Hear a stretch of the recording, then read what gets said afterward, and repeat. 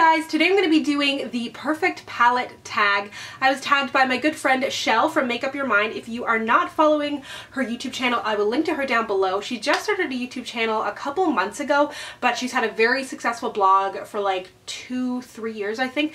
So I will link to her stuff down below. I think she actually tagged me in the second edition of the perfect palette tag, but because I hadn't done the first one, I thought I would get started with that. And as well, if you would like to see a full palette collection, I did that about a month ago.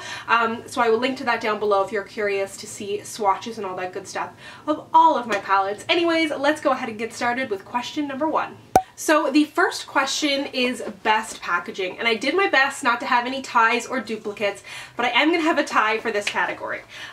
The first palette that I'm going to mention is the Movida Loca Remix palette. This is something that I got just before Christmas. I reviewed this entire palette with a couple different looks.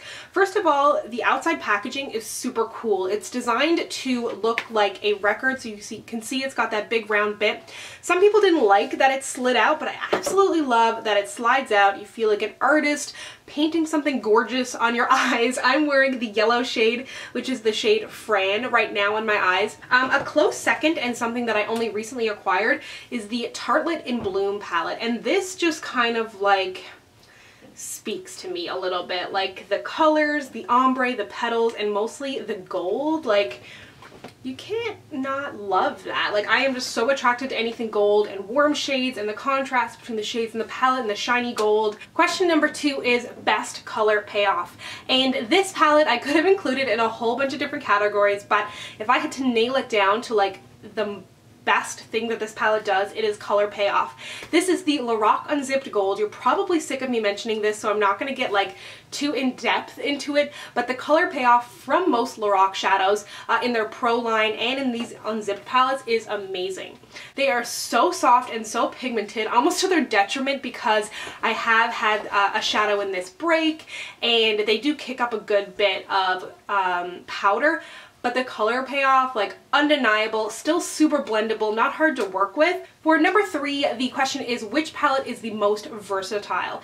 This is a palette that I would recommend to anybody starting off in makeup, looking for one good, solid palette. For some reason, I'm just not a naked palette kind of girl. I am team Lorac Pro. This is the original palette.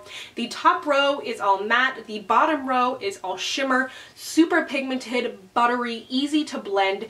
You've got anywhere from like really light shades all the way up to a great dark brown, a great black.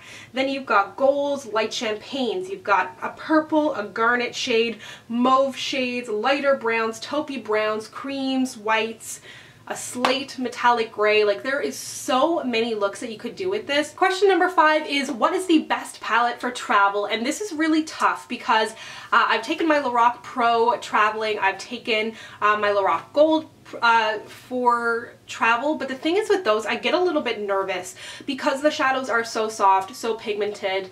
I'm scared that they're gonna break. I can take it in my carry-on, but still, like, if I got to my destination and my Lorac Unzipped Gold was broken, like, trip ruined. So if I was kind of thinking about it in the sense of, first of all, what is something that I'm not going to be crazy sad about if it breaks because it's not a super high price point? What is good for travel, has enough shades in it that I'm going to be able to do a couple of looks, and maybe has some bonus items? So what came to mind was the Carly Bybel palette from BH Cosmetics. I really like this palette because you've got some matte shades in here. You've got the golds and coppers, which I wear the most, but you've also got these highlighters along the bottom. So these are not only going to act as highlighters, which, by the way, they are amazing. They're some of the best highlights I have ever used, drugstore or high-end, but these can also double as eyeshadows as well. If you have been watching my channel for a little while, you probably know what the answer to number 5, my biggest regret palette. It is the Stila, what is this even called? Like, I don't even care what it's called because it just annoys me so much. I think it's the Into the Light palette. I bought this years ago, right before the Naked 2 came out. This is when I had just started watching YouTube videos and kind of discovering the world of makeup. And I was gonna buy the Naked 1, but then I heard the Naked 2 was coming out. For some reason, I didn't buy the Naked 1 because the Naked 2 was coming out, even though I had no eyeshadow palettes at this point. So I decided to buy this one, even though it was no cheaper. It was still like 50 bucks at the time. And although this palette looks super beat up, I never reach for this. And it's just because I'm mad that I bought it. On to the best color names. This is something, I was looking through my palettes, a lot of them either didn't have colors or like I use a lot of Lorac shadows and those are called like blue and green and cream and champagne and like reasonable colors. The Balm has some really cool names on their palettes, but I decided to go with the Too Faced chocolate bar just because I thought the names were super cute, albeit they are on this little sheet because I bought it like when it first came out.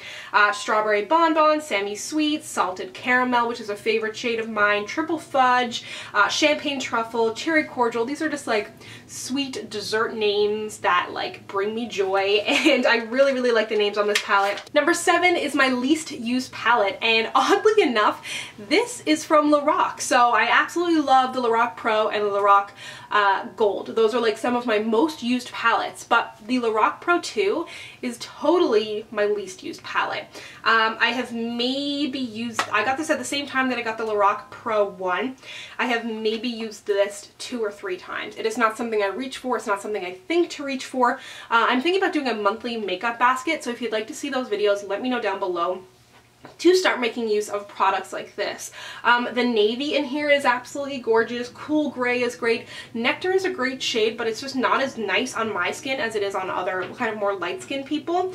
And Jade is gorgeous as well. All really great shades, but it's not a palette that I can reach for and not have to reach for another palette. On to my most used palette. This, after the Stila In The Light, I think was the second eyeshadow palette I ever purchased, and I used this like crazy. So hyped up on YouTube at the time. It is the Nude Tude. This was a close second for cutest names and best packaging because on the inside you have your like saucy little nude ladies, and then they're named things like selfish, stubborn, sexy, silly, and I use this palette a ton. That being said, I don't really reach for it that much now, but overall my most ever used palette would totally be this one. It is a great palette. I think it is underrated. If you're looking for a neutral palette and you're looking for something a little bit different, this is a great one. Then for 9 and 10, I'm actually going to be lumping these together. It is my most loved and Desert Island. And it kind of makes sense that you would take your most loved palette on a desert island. I'm going with my MAC palette. That being said, only 3 shades in here are from MAC. The rest are actually Makeup Geek. I was thinking if you would like to see a video on all of my Makeup Geek shadows, I would love to do that because I think they're totally amazing. But this would definitely be the palette that I would take to a desert island. Lots of warm shades, great golds, a yellow, a purple, a black, a highlight shade. I mean, I made it myself. So oh no. Lemon drop. Man down.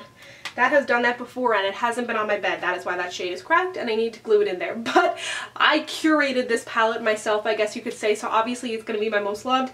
And if I had to go to a desert island, I would totally take it, and it would look really great with my excellently tanned skin while I lived on a desert island. So there you have it. That is my perfect palette tag. I believe that's what it's called, right?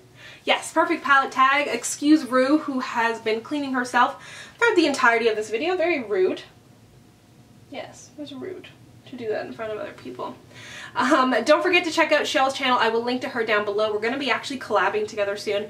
It's going to be great. She's amazing with color. If you'd like to connect with me, you can find me on Instagram, Twitter, and Snapchat at SamanthaJaneYT, and I'll see you guys next time. Bye!